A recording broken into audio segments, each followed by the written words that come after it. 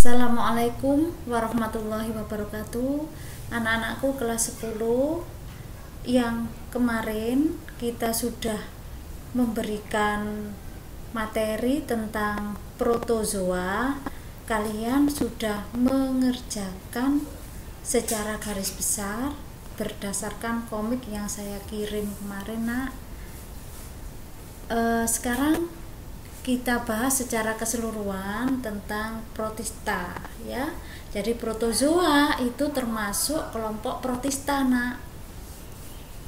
Apa sih protista itu? Nah, kita nanti akan membahas tentang organisme yang berukuran satu sel tapi sudah punya membran inti. Jadi organisme bersel satu yang sudah punya membran inti itu masuk kelompok protista. Sedangkan Munira, yaitu bakteri dan alga biru, itu adalah organisme bersel satu yang belum punya membran inti. Ini kompetensi dasar yang akan kita pelajari. Apa yang Anda ketahui tentang penerapan biologi dalam kehidupan masa kini? Coba dilihat, Nak, ini adalah berbagai macam kelompok protista. Dia bersel satu tetapi punya membran inti atau ada yang berbentuk benang. Itu adalah kelompok alga. Jadi protista itu dibagi menjadi beberapa kelompok. Lihat secara umum dulu. Organisme eukariot pertama kali adalah protista. Apa artinya eukariot ini? Eukariotik itu organisme yang sudah memiliki membran inti sel. Jadi di dalam sel itu ada yang disebut sebagai inti sel atau nukleus. Nah, protista ini sudah punya membran inti. Ada 600.000 spesies protista yang sudah diketahui. Biasanya kita praktikum satu tetes air kolam itu ada ratusan bahkan ribuan hewan-hewan yang sangat kecil. Bisa kita amati di bawah mikroskop.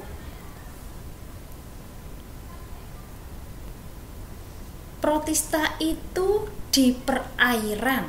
Tidak ada protista yang hidup di darat.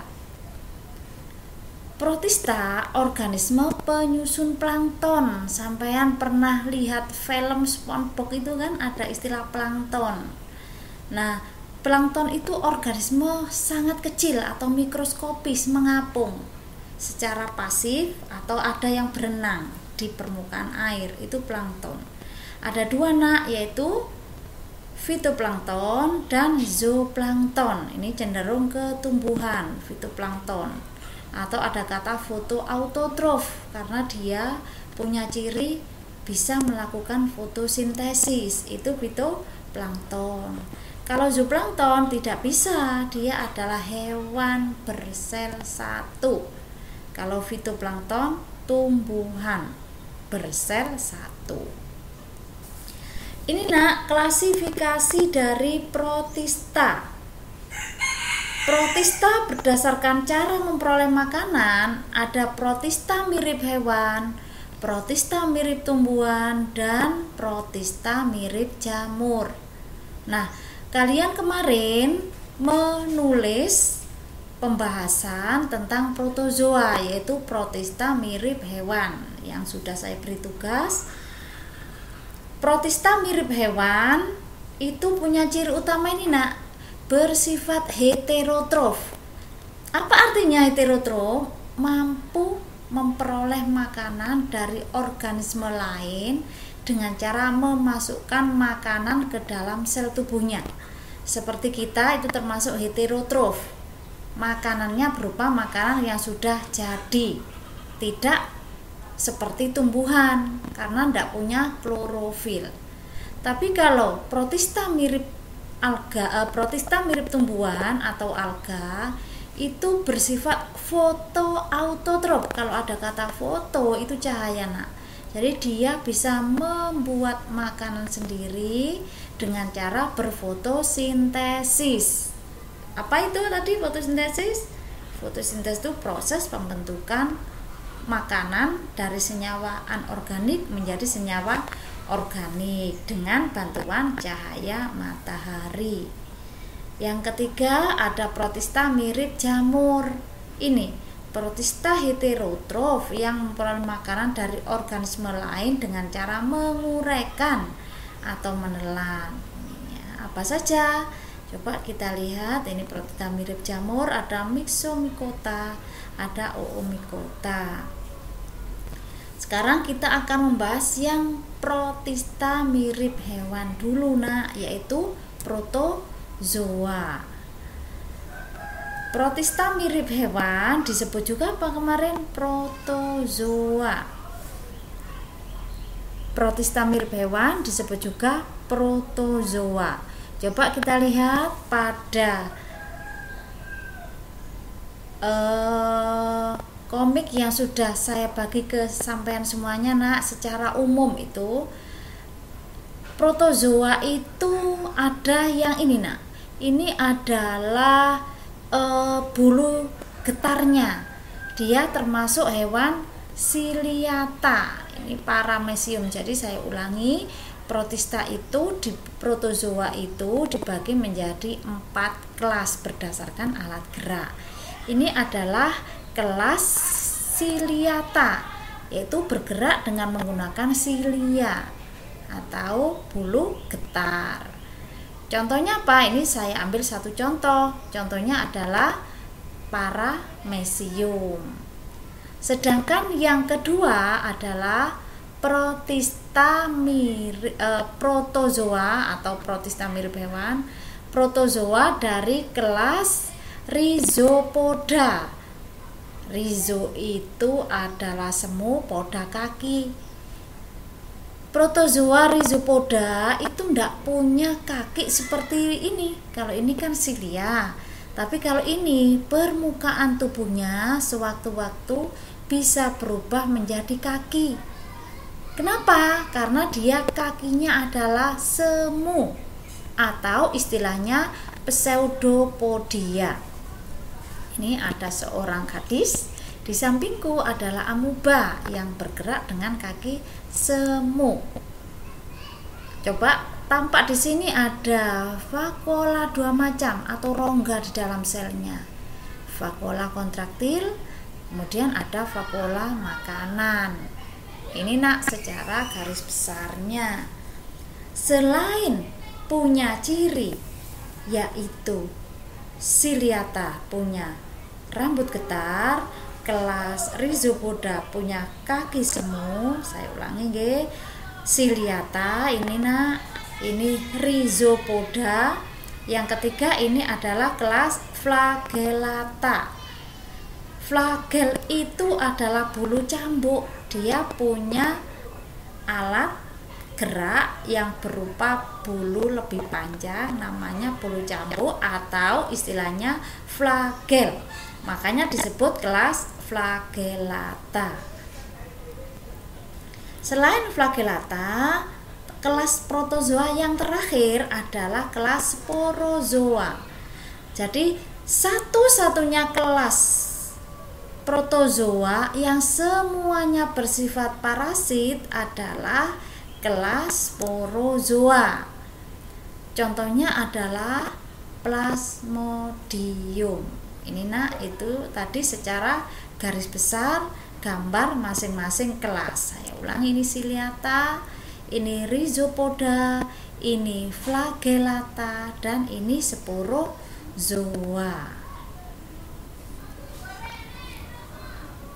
Coba kita lihat secara garis besarnya dulu, Nak. Ya, punya trikosis paramecium itu. Ini reproduksi protozoa secara garis besar, meskipun Ciliata, Rhizopoda, Flagellata ataupun Sporozoa reproduksinya seperti ini. Bagaimana dia berkembang biak? Biasanya anak-anak pada saat praktikum itu, semoga kita nanti kalau sudah bisa ketemu, tetap saya kepingin mengajak Anda praktikum di lab. Nah, di sana mikroskopnya banyak, kita bisa praktek. Biasanya saya suruh ngambil air kolam, air sawah, kemudian air sungai, diberi jerami, direndam sampai 2 kali 24 jam. Nah, protozoa itu bisa berkembang biak secara vegetatif, yaitu dengan pembelahan biner, atau dia satu sel membelah menjadi 2 sel yang diawali dengan karyokinesis atau pembelahan inti dan pembelahan sitoplasma.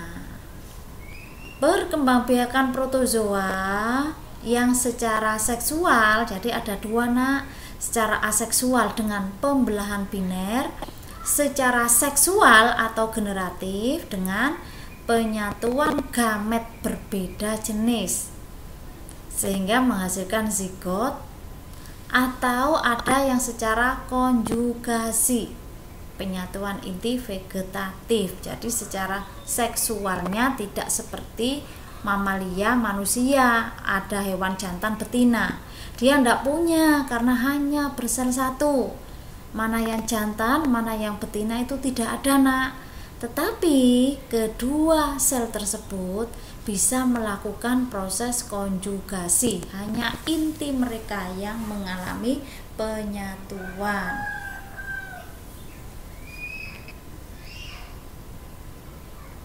Ada pula protozoa yang tidak melakukan reproduksi seksual. Siapa? Amoeba.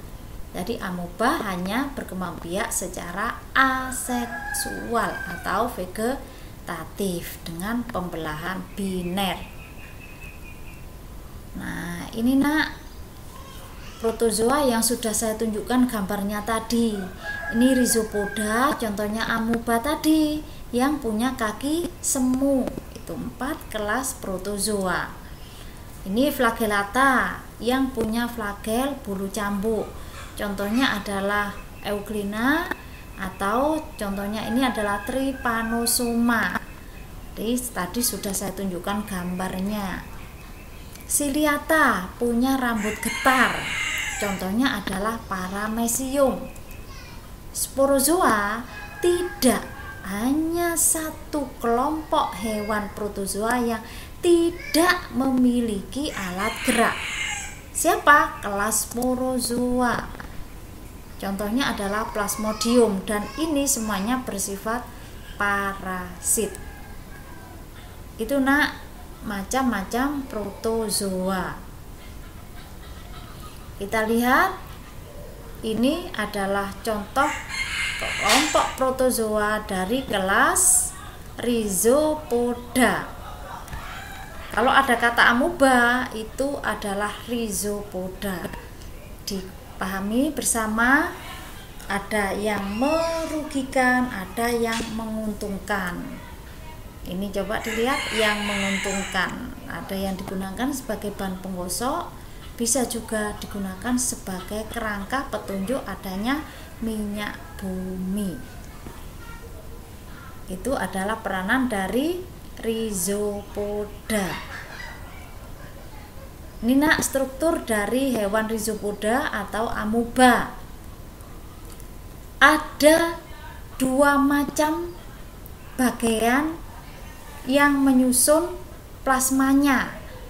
Ada ektoplasma, ini yang di luar, nah ekto itu luar, tampak warnanya bening, ini adalah ektoplasma. Kemudian yang lebih ke dalam ini penuh dengan granula dengan berbagai macam komponen sehingga tampak warnanya lebih buram. Itu sitoplasmanya. Ada apa saja di sini? Ada organel-organel sel. Ini vakuola kontraktil untuk osmoregulator. Kemudian ada yang disebut vakuola makanan. Ini nukleus. Ini vakuola makanannya ini nukleusnya. Kemudian ada yang disebut sebagai pseudopodia ini. Nah, ini semuanya bisa berperan sebagai kaki atau bahkan bisa berperan sebagai mulut. Kalau ada makanan di sini, dia bisa melingkupi makanan kemudian masuk, dihancurkan. Oleh siapa? Oleh vakuola makanan. Demikian nak tentang hewan rhizopoda. Ini pada saat menangkap makanan dengan menggunakan, bagaimana caranya? Ini pada saat mendekati makanan, rhizopoda menjulurkan kaki semunya, yaitu di ektoplasma tadi nak. Kaki semunya mengelilingi makanan, sehingga permukaan membran yang mengelilingi makanan akan bertemu. Akhirnya masuklah makanan tersebut ke vakuola makanan. Akhirnya apa?